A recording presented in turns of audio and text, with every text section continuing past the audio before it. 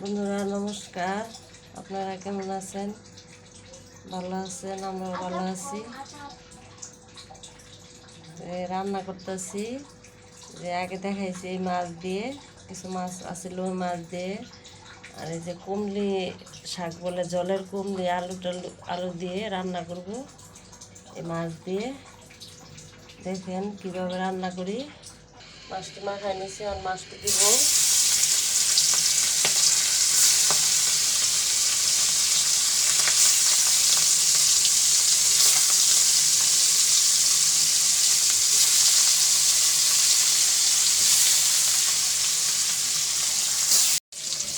মাছটি হয়ে গেছে কষানো, আবার নামাই ফেলবো।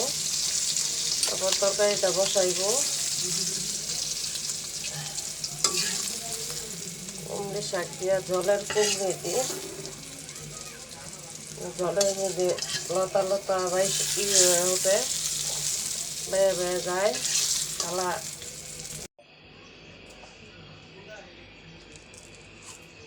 জিরাটা দিয়ে দিলাম।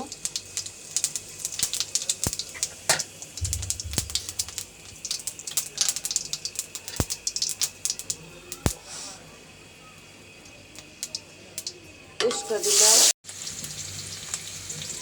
পেস্টটা একটু ভাজা হইলে তারপরে শাকটি দিব।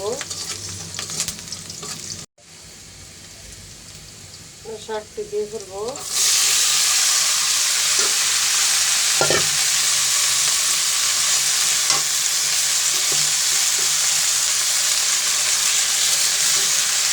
তখন একটু দিয়ে লাগবে আগে, মানে শাকের লয়টাইতে দিচ্ছি কাঁচামরিচ, একটু কষায়া মরিচ হলুদ দিব, লবণ দিয়ে দিব। লাগিয়ে দেওয়া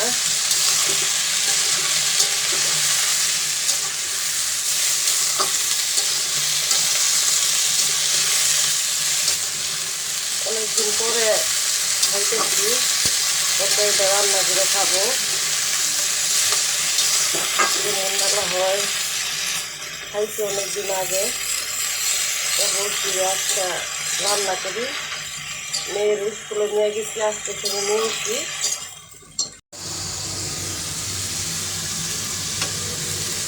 মরিচ হলুদ দিয়ে ফেলছি, লবণও দিচ্ছি। এখন চুলার লাইটে জল দিব একটু কষায়া।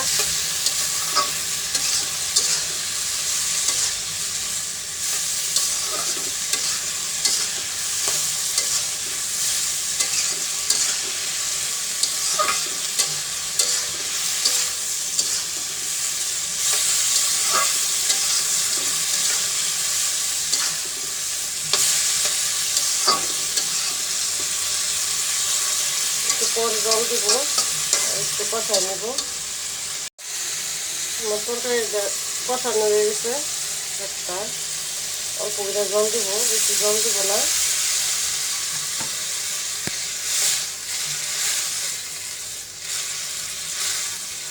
পরে মাছ দিব, একটু সিদ্ধ হইলে বলক আসলে মাছটা দিয়ে জিরা বাটা দিয়ে নামাই ফেলবো। মাছটা দিয়ে ফেলাইলাম।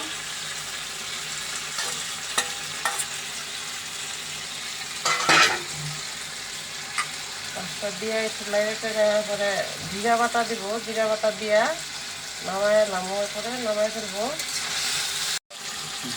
জিরা বাটাটা দিলাম। জিরা বাটা দিয়া তারপরে একটু লাইটে নিলে নামাই ফেলবো তরকারিটা। বন্ধুরা আমার রান্না শেষ। যে কুমড়ো শাক দিয়া মাছ দিয়ে রান্না করছি, আর হচ্ছে চিংড়ি মাছ দিয়ে ঝোল শাক, মিষ্টি কুমড়া ভাজি। আপনারা এইভাবে খাইয়ে দেখেন। কুমড়ো শাক দিয়ে মাছ দিয়ে আমি তো রান্না করলাম। আপনারা দেখতে থাকেন আর পাশে থাকবেন। আপনারা ধন্যবাদ।